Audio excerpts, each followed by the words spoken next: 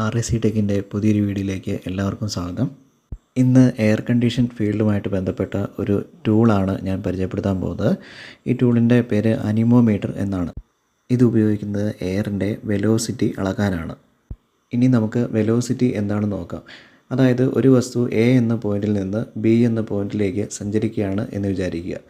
അപ്പോൾ അതിൻ്റെ വെലോസിറ്റി എന്ന് പറഞ്ഞാൽ എ മുതൽ ബി വരെയുള്ള ആ ദൂരം, നേർരേഖയിലുള്ള ദൂരം, അത് സഞ്ചരിക്കാനെടുത്ത സമയം കൊണ്ട് ഹരിച്ചു കഴിയുമ്പോൾ കിട്ടുന്ന ആ ക്വാണ്ടിറ്റീനെയാണ് നമ്മൾ വെലോസിറ്റി എന്ന് പറയുന്നത്. ഇനി അടുത്തത് സ്പീഡ് എന്താണെന്ന് നോക്കാം. സ്പീഡിൻ്റെ ഇക്വേഷൻ എന്ന് പറയുന്നത് ഡിസ്റ്റൻസ് ബൈ ടൈമാണ്. അതായത് ഒരു വസ്തു ഒരു എ എന്ന് പറഞ്ഞ പോയിന്റിൽ നിന്നും ബി എന്ന പോയിന്റിലേക്ക് എത്ര ദൂരം സഞ്ചരിച്ചു, അത് സഞ്ചരിക്കാനെടുത്ത സമയം കൊണ്ട് ഡിവൈഡ് ചെയ്ത് കഴിയുമ്പോൾ നമുക്ക് കിട്ടുന്നതാണ് സ്പീഡ് എന്ന് പറയുന്ന ക്വാണ്ടിറ്റി. ഈ അനിമോമീറ്റർ കൊണ്ട് നമ്മളിത് അളക്കാൻ പോകുന്നത് ഒരു സ്പ്ലിറ്റ് എസിൽ നിന്നും പുറത്തേക്ക് വരുന്ന എയറിൻ്റെ വെലോസിറ്റിയാണ്. അത് അളന്നു കഴിയുമ്പോൾ നമുക്ക് ഒരു സ്പ്ലിറ്റ് എസിയുടെ എയർ സർക്കുലേഷൻ സിസ്റ്റത്തിലെ എല്ലാ കമ്പോണൻറ്റും നല്ലതായിട്ട് വർക്ക് ചെയ്യുന്നുണ്ടോ ഇല്ലയോ എന്ന് അറിയാൻ പറ്റും. ഇതാണ് അനിമോമീറ്റർ എന്ന് പറഞ്ഞ ഉപകരണം. അപ്പോൾ ഇതൊരു കൺട്രോൾ യൂണിറ്റാണ്. ഇതിൻ്റെ ഏറ്റവും മുകളിലായിട്ട് ഒരു ഡിസ്പ്ലേ കൊടുത്തിട്ടുണ്ട്. എയറിൻ്റെ വെലോസിറ്റി എഴുതി കാണിക്കാൻ വേണ്ടിയിട്ടാണ്. അതുപോലെ തന്നെ അതിൻ്റെ ബാക്കിൽ ബാറ്ററി ഇടാനുള്ള ആ ഭാഗവും നമുക്ക് കാണാൻ പറ്റും. അപ്പോൾ അതിൽ നിന്ന് പുറത്തേക്ക് ഒരു വയറ് പോകുന്ന കാണാം. ആ വയറിൻ്റെ അറ്റത്താണ് നമ്മൾ എയറിൻ്റെ വെലോസിറ്റി അളക്കാൻ ഉപയോഗിക്കുന്ന ആ പ്രോബ് ഉള്ളത്.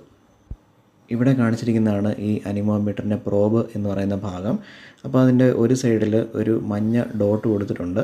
അപ്പോൾ നമുക്ക് എയറിൻ്റെ വെലോസിറ്റി അളക്കേണ്ടത് എവിടെയാണോ ആ ഭാഗത്തേക്ക് ഈ മഞ്ഞ ഡോട്ട് വരുന്ന പോലെ അനിമോമീറ്ററിൻ്റെ പ്രോബ് വയ്ക്കുക. ഇനി നമുക്ക് ഈ അനിമോമീറ്ററിൻ്റെ കൺട്രോൾസ് ഏതൊക്കെയാണെന്ന് നോക്കാം. ഇവിടെ ഓറഞ്ച് കളറിൽ കാണിച്ചിരിക്കുന്ന ഈ ഭാഗത്താണ് ഓൺ ഓഫ് സ്വിച്ച് ഉള്ളത്. സ്വിച്ചിൻ്റെ പൊസിഷൻ ഏറ്റവും ഇടതുഭാഗത്തായിരിക്കുന്ന സമയത്ത് ആ അനിമോമീറ്റർ ഓഫായിട്ടിരിക്കും. സ്വിച്ചിൻ്റെ പൊസിഷൻ നടുക്കുള്ള പൊസിഷനാണെങ്കിൽ അത് ഓൺ ആവും.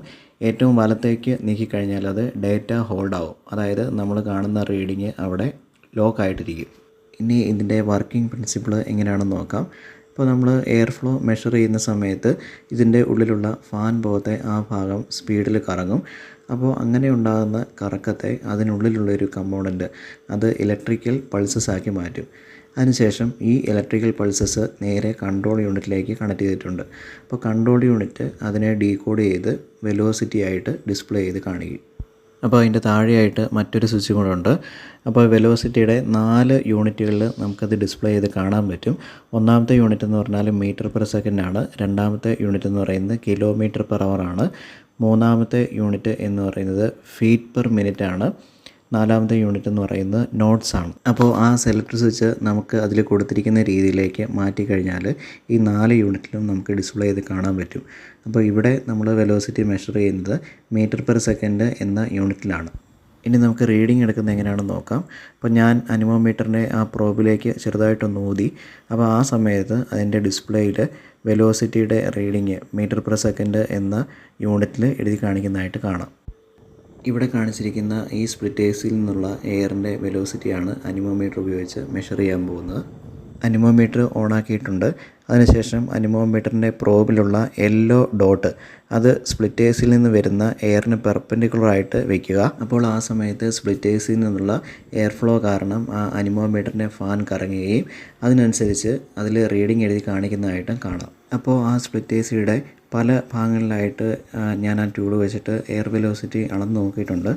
അപ്പോൾ അതിൻ്റെ പല സ്ഥലങ്ങളിൽ പല പല വാല്യൂസാണ് കിട്ടുന്നത്. അപ്പോൾ അതിൽ കാണിച്ചിരിക്കുന്ന വെലോസിറ്റിയുടെ റീഡിങ് എന്ന് പറയുന്നത് 0.1 മീറ്റർ പെർ സെക്കൻഡ് തൊട്ട് 2.3 മീറ്റർ പെർ സെക്കൻഡ് വരെയുള്ള വെലോസിറ്റി റീഡിങ്ങുകൾ കാണിക്കുന്നുണ്ട്. അപ്പോൾ ഇങ്ങനെ പല പല റീഡിങ് കിട്ടുന്നതിൻ്റെ കാരണം മുമ്പേ പറഞ്ഞിരുന്നു. സ്പ്ലിറ്റ് എസിൽ നിന്നുള്ള എയർ ഫ്ലോ എന്ന് പറഞ്ഞത് എല്ലാ ഭാഗത്തു നിന്നും ഒരുപോലെ ആയിരിക്കില്ല. ചില ഭാഗങ്ങളിൽ കൂടുതലും ചില ഭാഗങ്ങളിൽ കുറവുമായിരിക്കും. അപ്പോൾ അതുകൊണ്ടാണ് ഇങ്ങനെ വ്യത്യസ്തമായിട്ടുള്ള റീഡിങ്ങുകൾ ഇതിൽ കാണിക്കുന്നത്. സാധാരണയായിട്ട് ഒരു സ്പ്ലിറ്റ് എസിൽ നിന്നുള്ള എയർ വെലോസിറ്റി എന്ന് പറയുന്നത് 0.03 മീറ്റർ പെർ സെക്കൻഡ് മുതൽ 3.5 മീറ്റർ പെർ സെക്കൻഡ് വരെയാണ്. അപ്പോൾ അനിമോമീറ്റർ ഉപയോഗിച്ച് ഒരു സ്പ്ലിറ്റ് എസിൽ നിന്നുള്ള എയർ വെലോസിറ്റി മെഷർ ചെയ്യുന്ന സമയത്ത് നിങ്ങൾക്ക് കിട്ടുന്ന വാല്യൂ എന്ന് പറയുന്നത് 0.03ലും കുറഞ്ഞ ഒരു വാല്യൂ ആണെങ്കിൽ അതിൻ്റെ കാരണം ഇനി പറയുന്ന ഫാക്ടേഴ്സാണ്. ഇതിൽ ഒന്നാമത്തെ കാരണം എന്ന് പറയുന്നത് ബ്ലോക്കായ എയർ ഫിൽട്ടർ കാരണമാണ്. ഇൻഡോർ യൂണിറ്റിലേക്ക് വരുന്ന എയർ ആദ്യം കടന്നു പോകുന്നത് ഇൻഡോർ യൂണിറ്റിൻ്റെ ഉള്ളിലുള്ള 2 എയർ ഫിൽറ്ററുകളിൽ കൂടെയാണ്. കുറേ നാൾ ഈ സ്പ്ലിറ്റ് എ സി വർക്ക് ചെയ്യുന്ന സമയത്ത് ആ എയർ ഫിൽറ്ററിന് ഉള്ളിൽ പൊടിപടലങ്ങൾ കൊണ്ട് ബ്ലോക്ക് ആകുന്നതാണ്. അങ്ങനെ ബ്ലോക്കായി കഴിയുമ്പോൾ ഈ സ്പ്ലിറ്റ് എ സിയുടെ ഉള്ളിലുള്ള എയർ ഫിൽറ്ററിൽ കൂടെ എയർ പാസ് ചെയ്യാതെ വരും. ആ സമയത്ത് നമുക്ക് എയറിൻ്റെ വെലോസിറ്റിയിൽ കുറവുള്ളതായിട്ട് കാണാൻ പറ്റും. ഇനി അടുത്തതായിട്ട് ഫാൻ മോട്ടറുമായിട്ട് ബന്ധപ്പെട്ടിട്ടുള്ള ഒരു പ്രോബ്ലമാണ്. അപ്പോൾ ഈ ഫാൻ മോട്ടറിൻ്റെ ഉള്ളിലായിട്ട് ഒരു ബെയറിംഗ് ഉണ്ട്. ഫ്രിക്ഷൻ കുറയ്ക്കാൻ വേണ്ടിയിട്ടാണ് അത് യൂസ് ചെയ്യുന്നത്. അപ്പോൾ കുറേ നാൾ ഇത് വർക്ക് ചെയ്ത് കഴിയുമ്പോൾ ഈ ബെയറിങ്ങിൻ്റെ സ്മൂത്ത്നെസ് നഷ്ടപ്പെടും. അപ്പോൾ അങ്ങനെയുള്ള സമയത്ത് ആ മോട്ടറിൻ്റെ RPM കുറയുന്നതായിട്ട് കാണാം. അപ്പോൾ അങ്ങനെയുള്ള സമയത്ത് നമുക്ക് ഇതേ പ്രശ്നം തന്നെ ഉണ്ടാകും. മൂന്നാമത്തെ കാരണം എന്ന് പറയുന്നത് ഈ ഫാൻ മോട്ടറിൻ്റെ കപ്പാസിറ്ററുമായി ബന്ധപ്പെട്ടിട്ടാണ്. ഇതിൽ റണ്ണിങ് കപ്പാസിറ്ററായിട്ട് ഉപയോഗിച്ചിരിക്കുന്ന ഒരു ഇലക്ട്രോലൈറ്റിക് കപ്പാസിറ്ററാണ്. അപ്പോൾ അതിനുള്ളിൽ ഇലക്ട്രോലൈറ്റ് എന്ന് പറയുന്ന ഒരു കെമിക്കലുണ്ട്. അപ്പോൾ കുറേ നാൾ തുടർച്ചയായിട്ട് ഇത് വർക്ക് ചെയ്ത് കഴിയുമ്പോൾ ആ കെമിക്കലിൻ്റെ ശക്തി കുറയുന്നു. അപ്പോൾ അങ്ങനെ വരുമ്പോഴാണ് ഈ മോട്ടറിൻ്റെ സ്പീഡ് അതല്ലെങ്കിൽ RPM കുറയുന്നത്.